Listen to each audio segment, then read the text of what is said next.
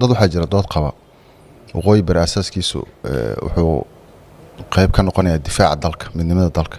oo dood aad baraha bulshada ugu faaftay inkastoo aniga markaan garaadkayga la tashaday iyo fahankayga aysan Somaliland determination inay maamul goboleed inay dawlad noqoto inuu arrintan ay ka mamnuucayn dhismaha waqooyi bari mas'aladahay wuxuu leecinayaa caqabad ku yahay mashruuca gooni-gooska Soomaaliya horta aqliyadaas waa runtaa waa ka dhex jirtaa bulshada dhexdeeda waliba dawladda aad u wada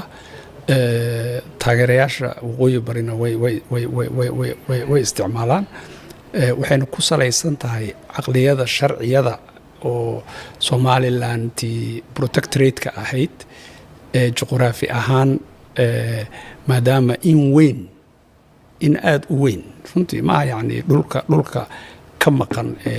ama khaatumo ama dhulka warsangeliga marka la isku daro waa dhul aad u weyn dhulkaas oo ka maqan gacantooda territorial control-ka ay sheeganayeen ma haystaan walidaalika Somaliland aqoonsigeediina dib u dhacay waxayna ku qasban yihiin inay yimaadaan dood noocaasa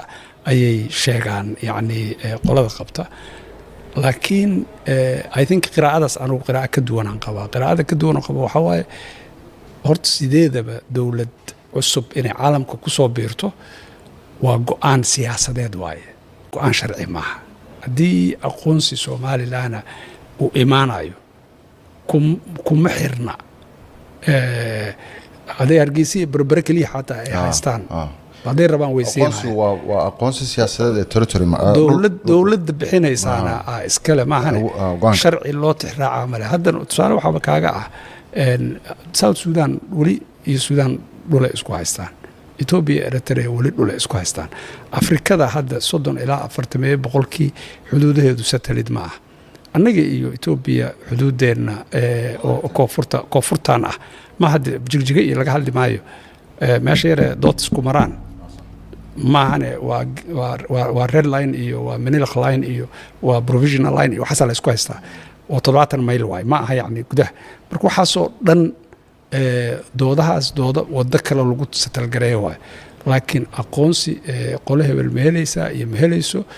waa cid aqoonsanaysa iyo ayada wax ka dhaxeeyo waay maahane